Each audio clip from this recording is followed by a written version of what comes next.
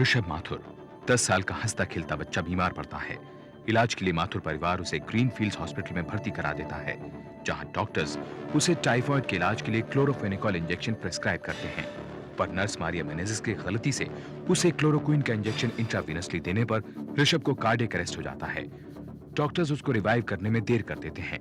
ऋषभ को एक बड़े हॉस्पिटल ले जाया जाता है, जहां के डॉक्टर्स बताते हैं कि उसके बचने की गुंजाइश बहुत कम है, क्योंकि उसके दिमाग का 80% हिस्सा मर चुका है।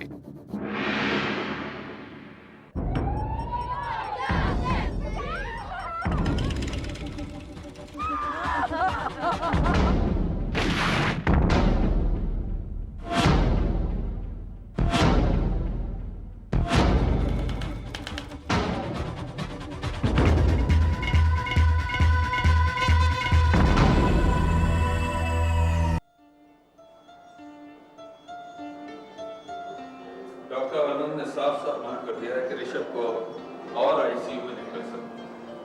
बहुत से पेशेंट्स समझ में नहीं आ रहे थे। सर, मुझे लगता है इस बच्चे को वापस ग्रीनफील्ड्स ले चलते हैं। पेरेंट्स को भी लगेगा कि हमने इस बच्चे की देखभाल की आखिरी साल।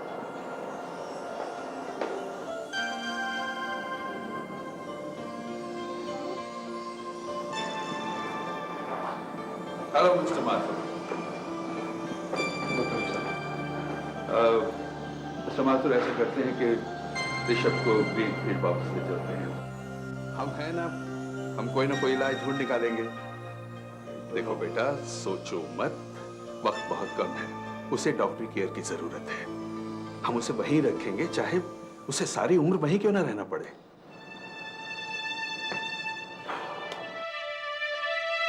ऋषभ को वापस ग्रीनफील्ड्स ले जाया गया। अगले 4 महीने उसकी हालत काफी गंभीर रही। वो एक जिंदा लाश बन गया था। ना तो अपने जिस्म का कोई भी हिस्सा हिला पाता था और ना ही किसी को पहचान पाता था, सोनिया तक को नहीं। डॉक्टर मिश्रा, इसके रिएक्शंस बहुत वीक हैं। मैं ये भी नहीं जानती कि ये मुझे पहचान भी पा रहा है कि नहीं। इतनी स्लो रिकवरी होगी। मिसेस माथुर, ऋषभ के इम्प्रूवमेंट में अब ज्यादा गुंजाइश नहीं है।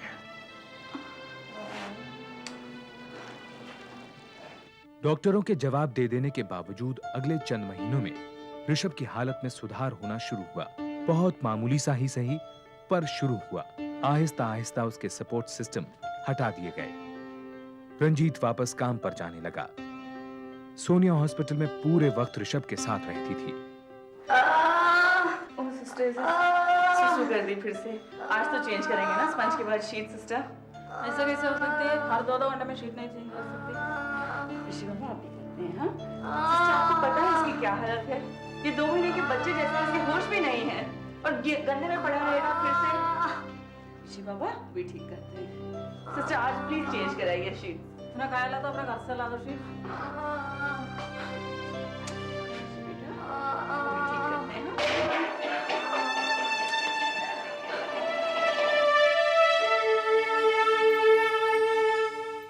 डॉक्टर मिश्रा, आपसे 1 मिनट बात करनी है। यस, बोलिए। आपका स्टाफ कुछ ज्यादा ही बदतमीजी से पेश आ रहा है हमसे। मैंने ऋषभ के शीट्स चेंज करने को कहा और सिस्टर ने मना कर दिया। मिसेस माथुर, मैं अपने स्टाफ के बारे में एक लफ्ज भी सुनना पसंद नहीं करता। वो पूरी तरह से आपको कोऑपरेट कर रहे हैं। ठीक है, आपके बच्चे की तबीयत ठीक नहीं है, आप भी दिमागी तौर से परेशान हैं, लेकिन हमारी भी लिमिटेशंस हैं। लेकिन उसे थोड़ा तो आराम मिलना चाहिए कि नहीं? और एक बात आप मिसेस माथुर मान क्यों नहीं लेती कि अब ऋषभ के लिए कोई कुछ नहीं कर सकता, ना आप ना हम।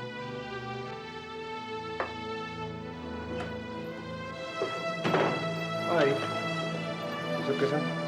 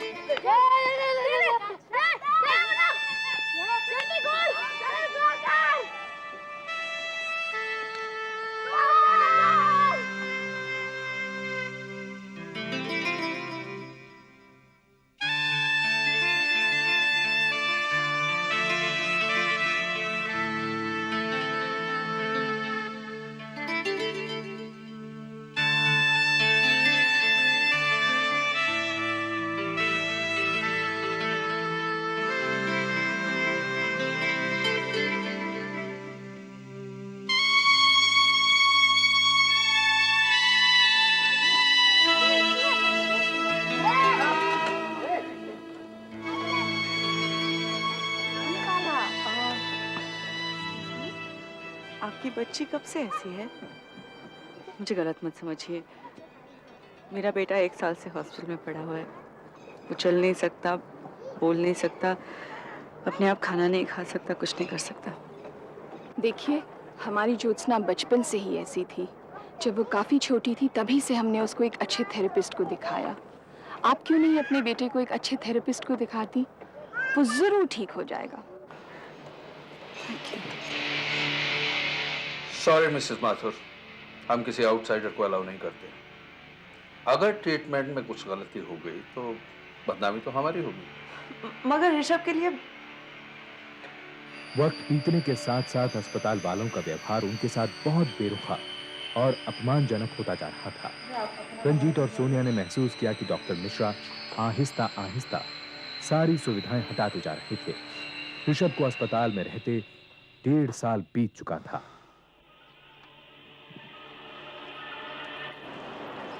डैडी, अब और बर्दाश्त नहीं होगा। हॉस्पिटल वालों का एटीट्यूड दिन पर दिन खराब होता जा रहा है। रंजीत, ऋषभ को घर ले आओ। घर तो ले आए डैडी, लेकिन खर्चा कौन उठाएगा? सोनिया कब तक ऋषभ को संभालेगी? और पता नहीं कब डॉक्टर की जरूरत पड़ जाए। तो कर क्या सकते हैं? They are very powerful. पहले तो उन्होंने ऋषभ का यह हाल कर दिया, फिर उसकी देखरेख के नाम पर हमें यहाँ 1.5 साल से रखकर अपना मोहताज बना रखा है। रोज हमें इल ट्रीट करते हैं और हम कुछ नहीं कर सकते। कुछ करना चाहते हो तो केस करो उन पर। अपने पिता की राय मानकर रंजीत ने कोर्ट में जाने का फैसला कर लिया। पूछताछ करने पर उसे राघवपुरी के बारे में मालूम चला, जो इस तरह के मुकदमों के लिए बहुत मशहूर थे। रंजीत, वो बेटा, मैं जानता हूं कि बहुत बड़ी ताकतें हमारे खिलाफ काम करेंगे, और फिर ये ऋषभ की बीमारी जो है, ये भी तुम्हारे लिए बहुत सी ज़हनी प्रॉब्लम खड़ी कर सकती है। लेकिन इसके बावजूद हमें डटे रहना है। यही बीमारी तुम्हारी बहुत बड़ी ताकत बन सकती है। अच्छा पुरी साहब, एक बात बताइए। पूछो। आप कह रहे थे कि हम नेशनल कंज्यूमर्स फोरम में एक केस फाइल करेंगे। हाँ, लेकिन हमें तो बार बार यही बताया गया कि डॉक्टर्स कंज्यूमर प्रोटेक्शन एक्ट के अंदर आते ही नहीं है। देखो रंजीत, तुम मुझे सिर्फ हॉस्पिटल के रिकॉर्ड्स ला दो, उसके बाद मेरा काम शुरू होता है। ये केस हम नेशनल कंज्यूमर फोरम में ही दाखिल करेंगे और वहीं से जीतेंगे। जी ठीक है। मिस्टर माथुर, सुना है आपने हमारे अगेंस्ट केस फाइल किया है? जी। मिस्टर माथुर, प्रेजेंट सर्कमस्टांसेस में बच्चे की देखभाल करना हमारी जिम्मेदारी नहीं है। आप अभी हॉस्पिटल खाली कर दीजिए। लेकिन आपने तो वादा किया था जिंदगी भर उसे संभालेंगे। पूर्व-ज़बानी वायदों की कोई कीमत नहीं होती मिस्टर माथुर। हम चाहेंगे कि आप अभी इसी वक्त रूम खाली करें। डॉक्टर मिश्रा, ऋषभ को बुखार है। आप जा सकते हैं। कितना है सिस्टर? 102। ठीक हो जाएगा ना? अभी हॉस्पिटल खाली करना है। क्या? हिस्ट्री शीट नहीं देंगे, मैं यहाँ से हिलने वाला भी नहीं। अपने वकील से पूछे बिना हम आपको कुछ नहीं दे सकते। मेरे पिताजी भी डॉक्टर हैं, मुझे मालूम है पेशेंट्स के क्या राइट्स हैं। सारे डॉक्यूमेंट ओरिजिनल में चाहिए मुझे अभी। भिंगरा, इन्हें स्लिप दे दो।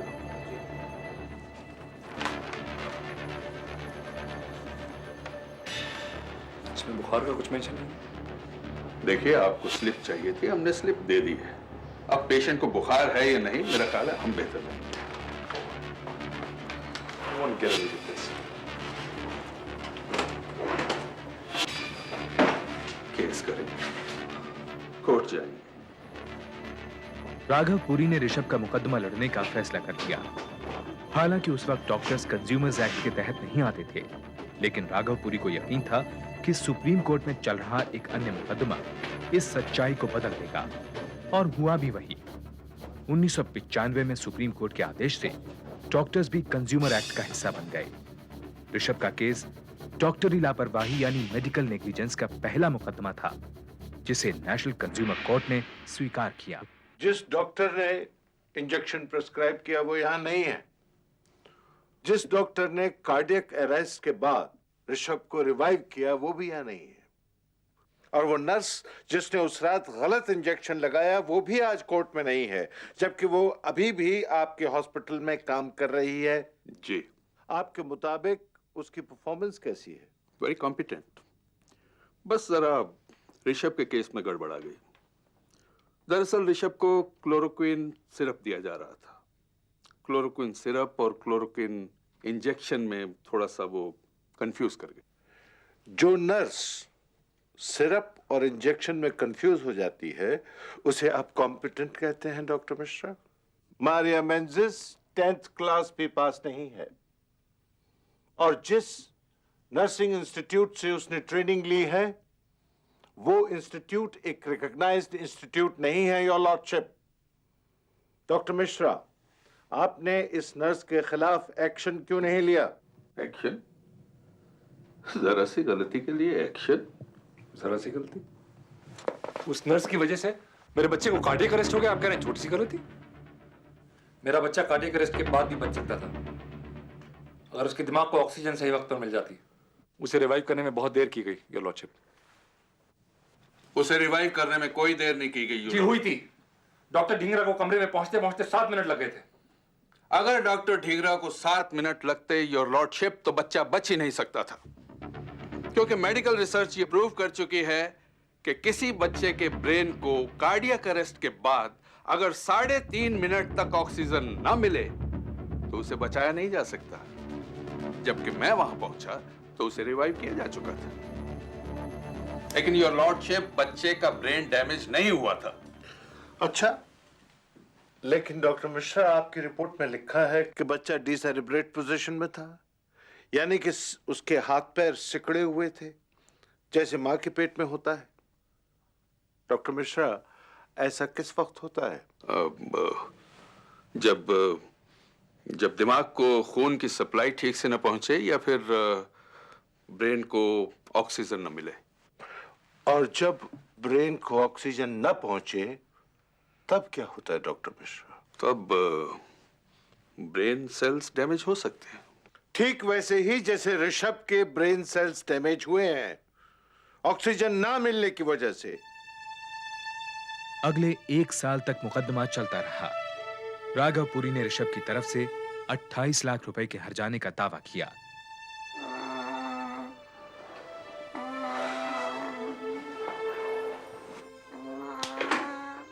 ऋषभ की जिंदगी का अब कोई भी क्रम नहीं था। वो रात रात भर जागता रहता। सोनिया और रंजीत उसकी देखभाल बारी बारी से किया करते थे। तमाम किस्म की थेरेपीज भी ऋषभ को कोई लाभ नहीं पहुंचा पा रही थी। वो अपनी जिंदगी के कीमती 1.5 साल ग्रीन फील्ड्स के बिस्तर पर पड़े पड़े गंवा चुका था।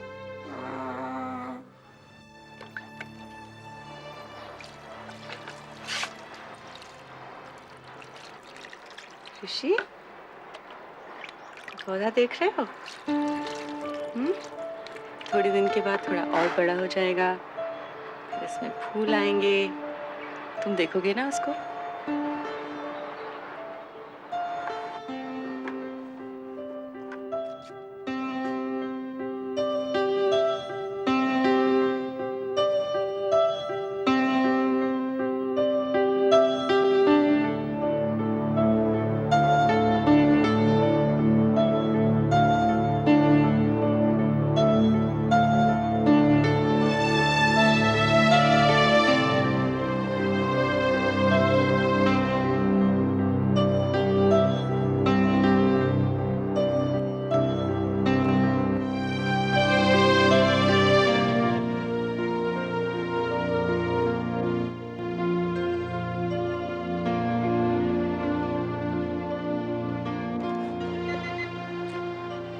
हेलो हेलो डॉक्टर, मैं सोनिया बोल रही हूँ। हाँ मिसेस माथुर, ऋषि मुस्कुराया नहीं। अब मेरी बात तो सुनिए। आई सॉ हिम कलर से।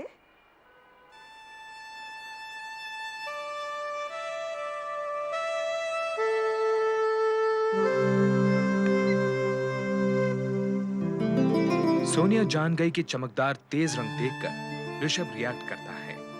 उसने ये भी पता कर लिया कि सबसे ज्यादा रंग बिरंगे फूल कार्नेशन के होते हैं, जो बहुत दिनों तक ताजे भी बने रहते हैं। उसने अपने घर की छत पर कार्नेशन के गमले लगाने शुरू कर दिए। आखिरकार उसे अपने बेटे के दिमाग के बंद झरोकों से झांकती रोशनी की एक किरण नजर आ ही गई। योर लॉर्डशिप, इनके हर्जाने की रकम 28 लाख रुपया एकदम गलत है। इसका अंदाजा उन तमाम एनजीओ का है जो क्वालिफाइड डॉक्टर नहीं है।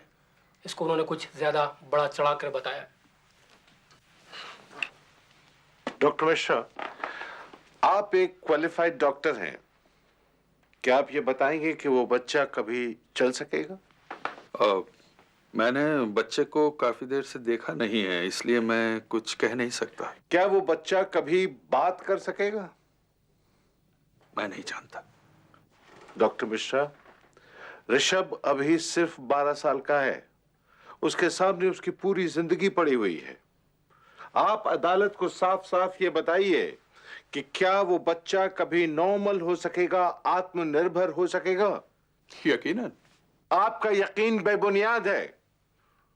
वो बच्चा अब कभी बात नहीं कर सकेगा, कभी चल नहीं सकेगा, कभी नॉर्मल नहीं हो सकेगा।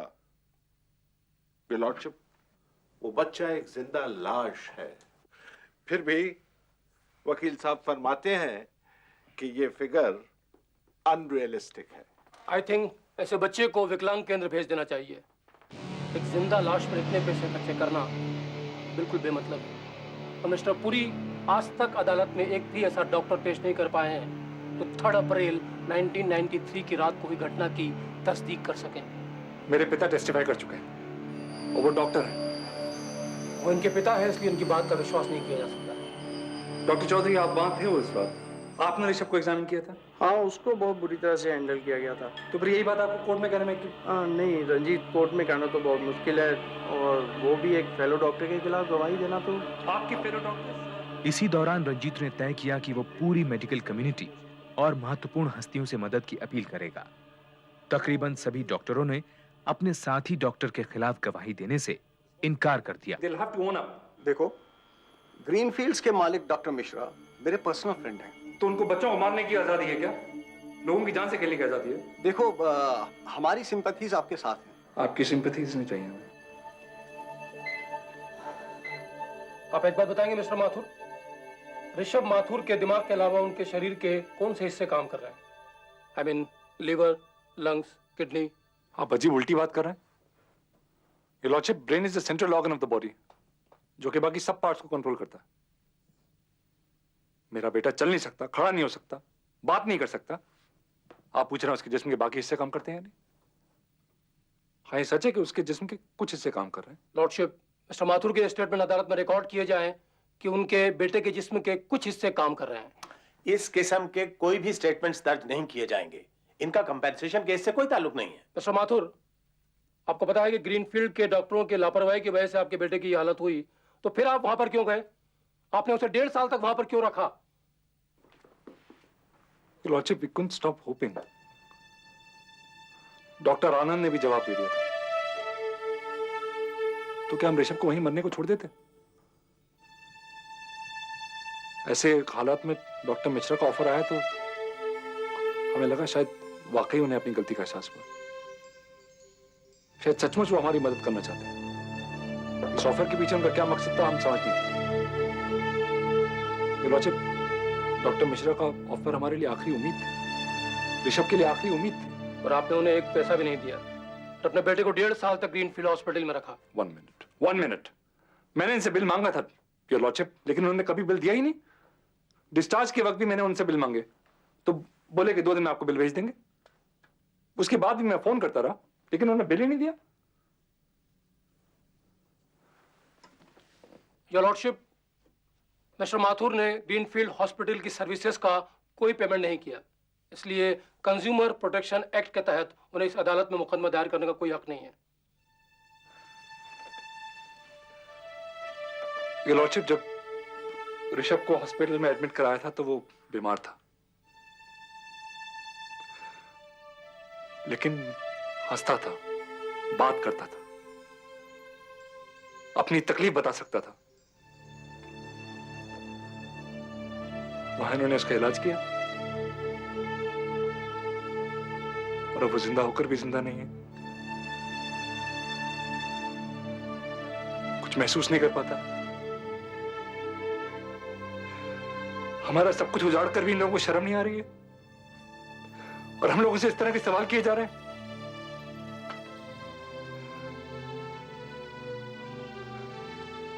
ये लॉर्डशिप, ये लोग सिर्फ अपनी गलती पर पर्दा डालने की कोशिश कर रहे हैं।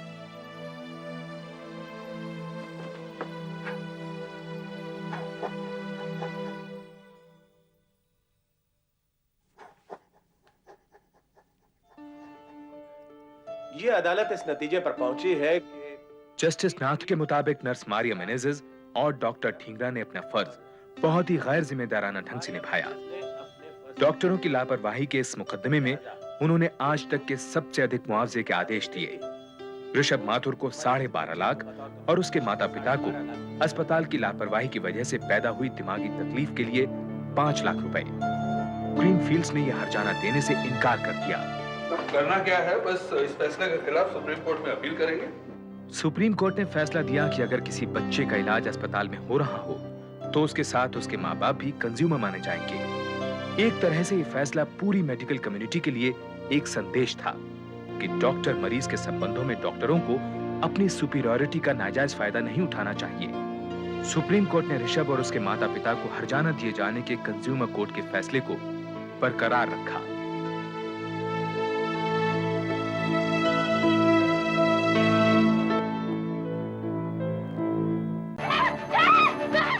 नेशनल क्राइम रिकॉर्ड्स ब्यूरो के अनुसार वर्ष 1995 में नाबालिग लड़कियों से बलात्कार के 4067 मामले दर्ज किए गए, यानी हर रोज 11 बच्चियां इस अपराध का शिकार हुई। आज भी एक घिनौना सिलसिला उसी तरह जारी है। दूसरी तरफ अभी भी बहुत से मामले पुलिस और अदालत तक नहीं पहुंच पाते।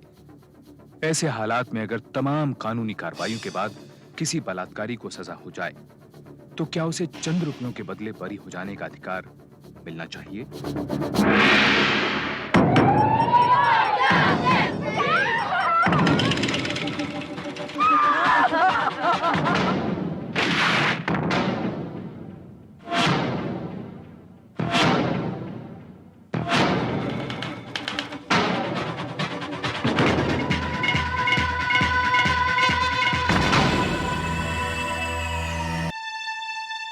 सन 1993 दिल्ली और उत्तर प्रदेश की सीमा पर बसा एक गांव पिथरा गांव की परंपरागत मूल्यों वाली जिंदगी में शहरी हवा पहुंच चुकी है। इसी गांव के कुछ लोग अपनी जमीनें बेचकर रातों रात अमीर भी हो चुके हैं। यहीं के बड़े बड़े सरोकारों से परे अपने हालात के भंवर में फंसी एक दुनिया है, एक मोटर मैकेनिक की मासूम बेटी पुष्पा की।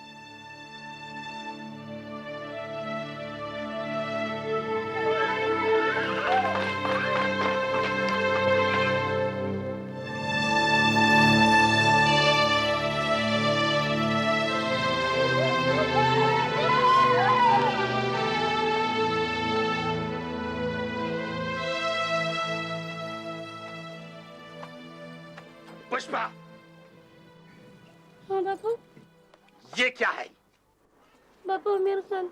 वो तो मुझे भी दिखाई दे रहा है, लेकिन जब मैंने कहा था कि ये हीरो हीरोइनों की फोटो मुझे अपने घर की दीवारों पर नहीं दिखाई देनी चाहिए, तो तेरी हिम्मत कैसी हुई? बापू आज गलती हो गई, बस आगे से नहीं होगा। कान खोल के सुन ले, अगर ऐसा शौक पालना है ना तो जमीन में गाड़ दूंगा। जा टिफिन ले आ। खड़ी क्या? जा टिफिन ले क्या? बापू खाना नहीं बना। क्यों? वो कोयला नहीं था ना। तो ला नहीं सकती थी? वो आपसे रात को बोला तो था, लेकिन आप नशे में थे। अरे जबान चलाती है। पहाड़ भर की हो गई लौंडिया, लेकिन कोई सुख नहीं। मेरी तो जिंदगी नरक होके रह गई है।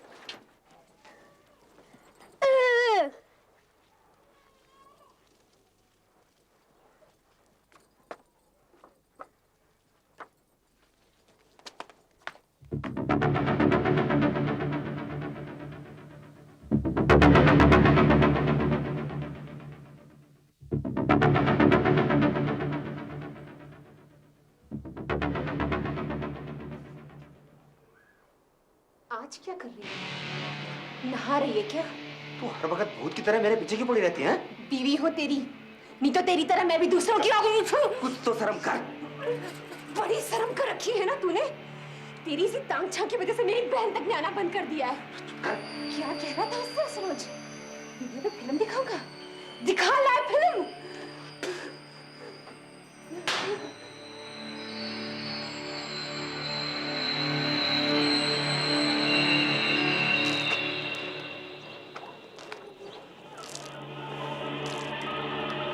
आज तो बड़ी गजब लग रही है तू, हाँ?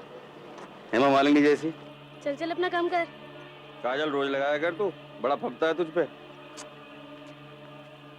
अब तू बड़ी हो गई, तेरा बापू छोटी छोटी बातों पे तुझ पे हाथ उठाता, मुझे बड़ी तकलीफ होती। कोयला चाहिए था ना, दुकान से आके ले जाती हैं? पैसे आते रहते बाद में, तेरी अपनी दुकान है। चला जा, कितना कोयला चाहिए? नहीं, मैं बाद में ले जाऊंगी। अच्छा चल तू रुक, मैं ले आता हूँ, नहीं तो शाम को तेरा बापू आके फिर चिल्लाएगा तुझ पे। नहीं नहीं रुक, मैं आती हूँ।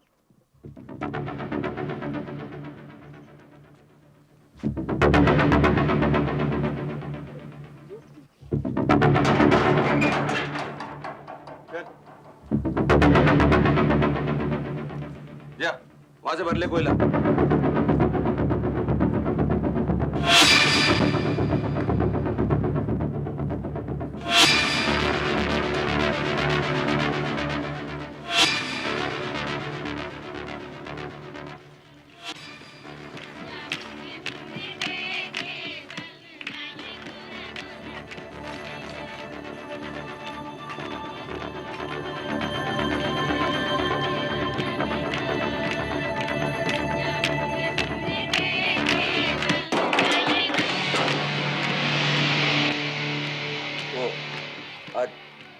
दुकान बंद है ना, इसलिए दरवाजा खुला दिखेगा तो कोई भी मुंह उठा चला आएगा कोला लेने के लिए, और तुझे कोला लेते देख लिया मैं मना नहीं कर पाऊंगा। हैं?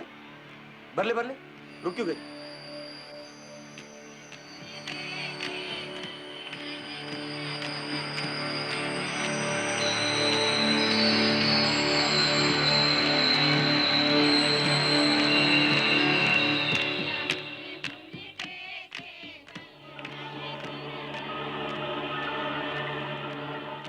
तो मेरे घर वालों ने जल्दी कर दी,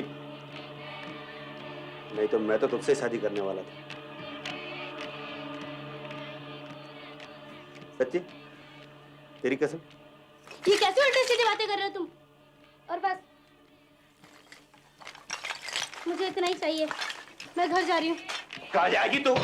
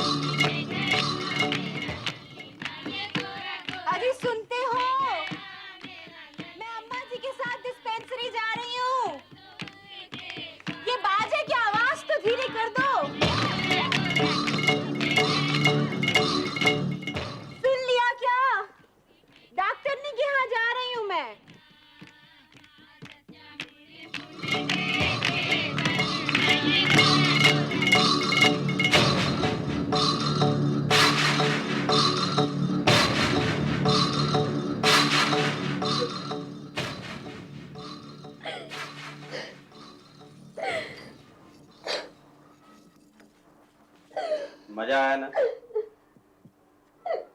चल जा अब। और सुन, किसी को इस बात का पता नहीं चलना चाहिए। मुझे तो कोई फर्क नहीं पड़ेगा, तेरा बाप तुझे मार डालेगा। और अगर तूने अपने बाप को बताई और वो मुझ पे चौड़ा हुआ तो दोनों को काट के फेंक दूंगा मैं, समझी? जा। और जब जब इशारा करूं चली आया कर, पूरी औरत बता दूंगा तुझे।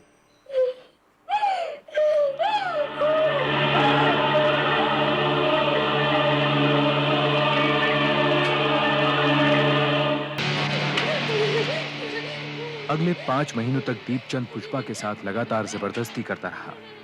शुरुआत में वो पुष्पा को अपनी दुकान पर ही बुलाता रहा, लेकिन हिम्मत बढ़ने पर वो उसके घर भी पहुंचने लगा।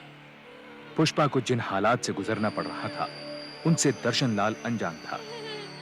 दीपचंद पुष्पा का मुंह बंद रखने के लिए उसे कई तरह की धमकियां देता रहता।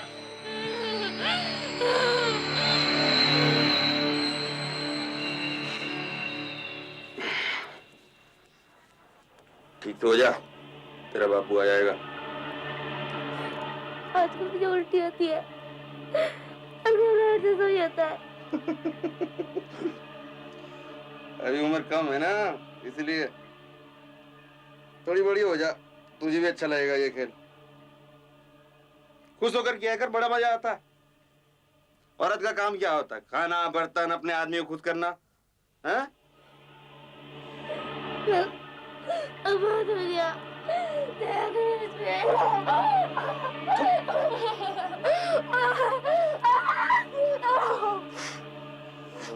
चुप करेगी ना, सबको बता दूंगा। गांव के सारे लौंडे आके दरवाजे पे लाइन लगाएंगे तेरे। ज्यादा बोलेगी बाजार में खड़ी करके कपड़े खोलूंगा तेरे। कौन दूर साली को चिनार कहेंगी। पुष्पा की तबीयत लगातार बिगड़ने लगी। घर के कामकाज और पुष्पा की देखभाल के लिए दर्शनलाल ने पड़ोस के गांव में रहने वाली अपनी बहन को बुलवा लिया। इसी दौरान दर्शनलाल को काम के सिलसिले में शहर जाना पड़ा। पुष्पा की हालत देख बुआ ने उसे डॉक्टर के पास चलने को कहा। पुष्पी जिद नहीं करते हैं, हाँ? अरे देख तो सही अपना हाल, ना तुझे नहाने का होश है ना खाने का होश है, और कहती मुझे कुछ नहीं है। अरे मैं कहती हूँ कहीं पथरी वथरी ना हो, तेरी माँ को भी थी। तू चल मेरे साथ, उस डॉक्टरनी की दवाई खाएगी ना 2 दिन में ठीक हो जाए। चल उठ, चल जल्दी से तैयार हो जा, चल चल ना बेटा, चल उठ, चल। क्या करूं, कैसे समझाऊं इसको? चल उठ। ये लीजिए।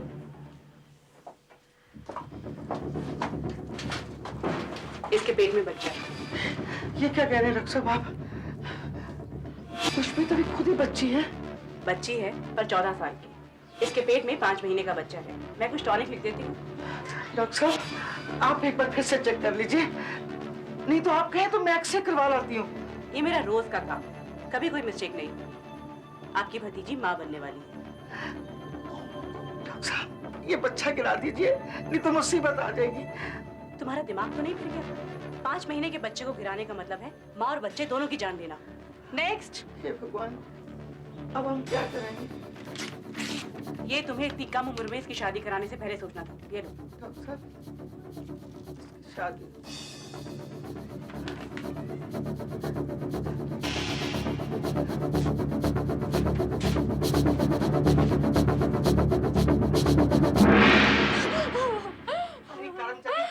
किसके साथ मुंह काला किया तूने?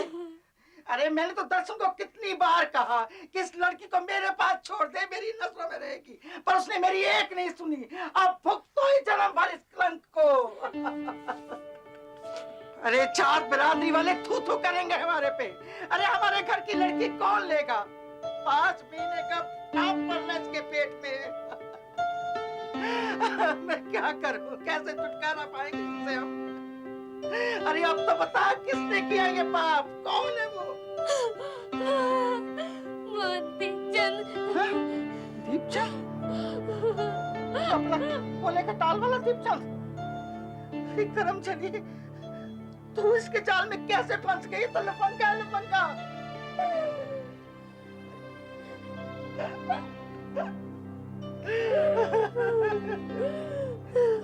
मैंने कुछ नहीं किया बुआ, कुछ नहीं किया मैंने। जबरदस्ती करी उसने मेरे साथ। तूने अपने बाप को क्यों नहीं बताया? कहता था तुम दोनों बाप बेटी को काट के फेंक दूंगा, किसी को बोला था। मार नहीं होना, मार नहीं होना। मैं मारा मुझे, मार दे बुआ मुझे, जहर दे दे मुझे, मार दे मुझे। पुष्पी, जहर तू नहीं खाएगी, जहर वो खाएगा। हमारे घर की इज्जत बर्बाद कर दी। कीड़े पड़ेंगे तुम्हें, कीड़े सारे खानदान को पड़ेंगे। अरे ऊपर वाला सब कुछ देख रहा है। अरे अंदर मुंह छुपा के क्यों बैठा है? देख लोगे तुम्हें, हमारे घर का बर्बाद। देखना अब कुछ ही दिनों में ना तेरी जैसी शकल के बहुत सारे बच्चे गांव में खेलते नजर आएंगे। ज्यादा बकवास मत कर, 1 लाख पड़ेगी होश ठिकाने आ जाएंगे। और अज्जात साली जबान बंद रख ही नहीं सकती है।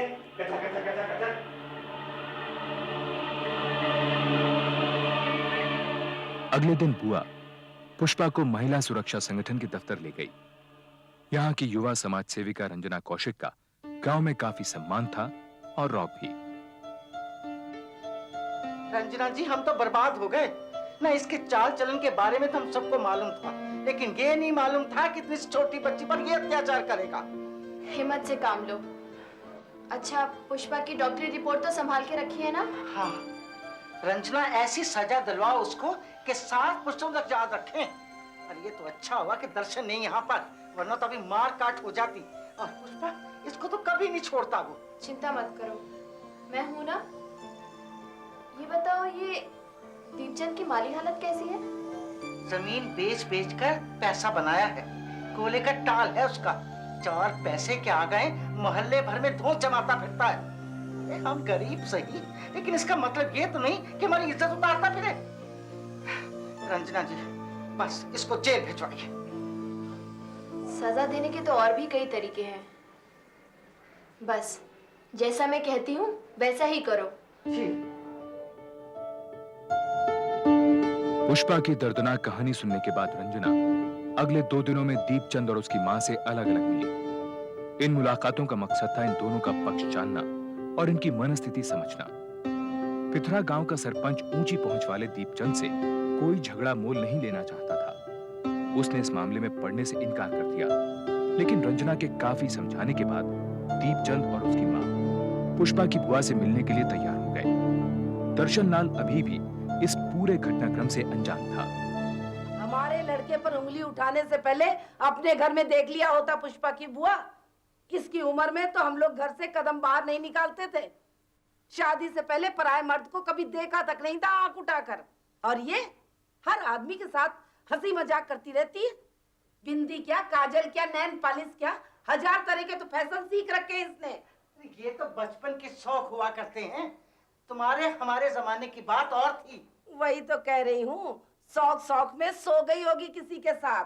किसी और के साथ नहीं, तुम्हारे दीपचंद के साथ। इसी ने जबरदस्ती की इसके साथ। अरे डरात मंगा के बुलाता रहा उसको अपने पास बार बार। ये इसकी गोद में इसी का बच्चा है। फिर वही बात तुमने कही और मैंने मान ली। क्यों रे पुष्पा, साफ साफ बता, ये बच्चा तेरे पेट में किसका है? अरे इससे क्यों पूछ रही हो, अपने लड़के से पूछो। अरे बच्चा रोकने की दवाइयां लाकर देता रहा इसको। इसी का बच्चा पल रहा है इसकी गोद में। देख पुष्पा की बुआ, बहुत सुन ली मैंने तेरी, मेरा मुंह मत खुलवा। तू समझती है कि मैं पुष्पा को अपने घर में रख लूंगी? तो भूल जा। देखिए, चुप हो जाइए। क्या चुप हो जाइए? अम्मा, मैंने तो पहले ही मना करी थी मत बुलाओ इन कंगलों को। हमारे रुपए पैसे पर नजर है इनके। अम्मा क्या बताऊं, बहुतों के साथ नैन मटक के कर चुकी है ये। इसके यारों की गिनती करने बैठो तो सुबह से शाम हो जाए, उसी में से किसी यार की औलाद होगी है। अरे क्यों हमारी इज्जत पर कीचड़ उछालने पर लगे हो? अरे क्यों इसकी जिंदगी बर्बाद कर दी तुमने? हैं? अरे सारा गांव जानता है तुम्हें। क्या जानता है? बोल, क्या जानता है? अरे तेरी तो औरत भी तुझे जानती है, तेरे करतूतों को। तुमने तो अपने घर की नौकरानी तक को नहीं छोड़ा, तो राक्षस है, राक्षस। अरे पुष्पी के पेट में तेरी गंदगी पल रही है। अरे तो साबित करना, यहाँ क्यों तमाशा खड़ा कर रही है? बुला पुलिस को, खड़ा कर मुझे कचहरी में। अब ज्यादा बोले तो जवान क्या चुनूंगा तेरी। चलो यहाँ से, उठ, निकल यहाँ से। देख लूंगी तुझे दीपचंद, मेरे भाई दर्शन को आने दे, फिर देख लेंगे तुझे। क्या देख लेंगी? निकल यहाँ से। जा देख लूंगी, देख लूंगी। अरे बर्बाद हो गएगा तुझे।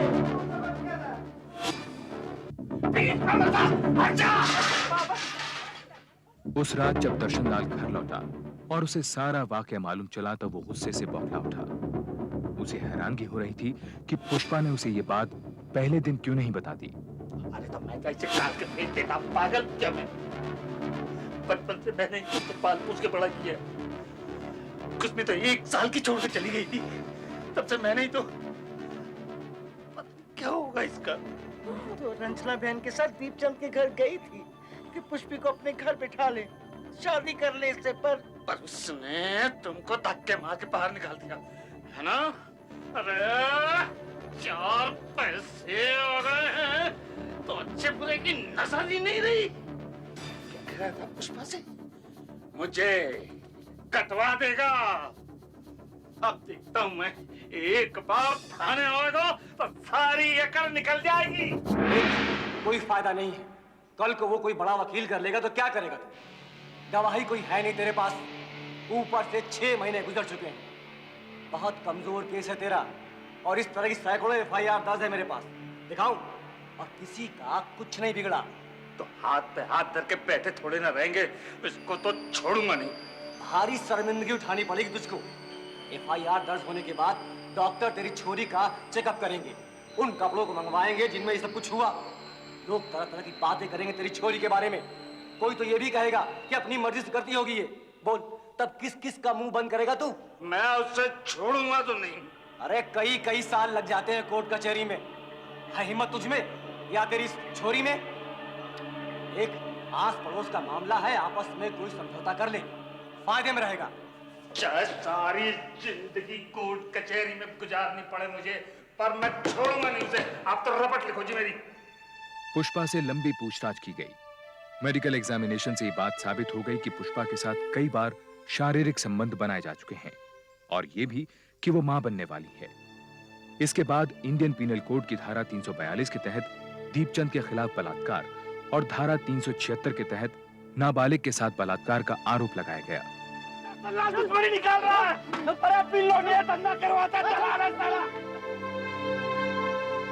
दीपचंद ने बलात्कार के आरोप को मानने से साफ इनकार कर दिया और उल्टा दर्शन लाल पर आरोप लगाने लगा।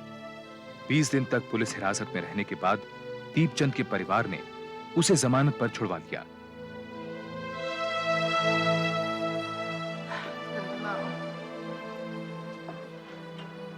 मेरे ख्याल से पुष्पा को अब रिमांड होम भेज देना चाहिए, वहाँ मामला कंट्रोल में रहेगा। रिमांड होम में तो उससे कोई बात करने वाला भी नहीं होगा, फिर वहाँ की जिंदगी भी तो बहुत मुश्किल होती है रंजना। तो यहाँ कौन सी कम मुश्किलें हैं उसके लिए? आसपास के लोग तरह तरह की बातें बना रहे हैं। रंजना, बच्चा आने वाला है, वो कैसे संभालेगी? कोई ना कोई होगा वहाँ पर। यहाँ बच्चा पैदा होगा तो और बातें बनेंगी। दर्शन तू क्या कहता है? सुन रहा है ना रंजना क्या कह रही है? बोल तू। जो करना है कर लो, मेरा माथा मत खराब करो। मैं कहीं नहीं जाऊंगी, घर का छोड़ के कहीं नहीं जाऊंगी। बुआ बापू से बोलो ना, मैं कहीं नहीं जाऊंगी, कहीं नहीं जाऊंगी, मैं कहीं नहीं जाऊंगी। पुष्पा के बार बार मना करने के बावजूद उसे जबरदस्ती रिमांड होम भेज दिया गया।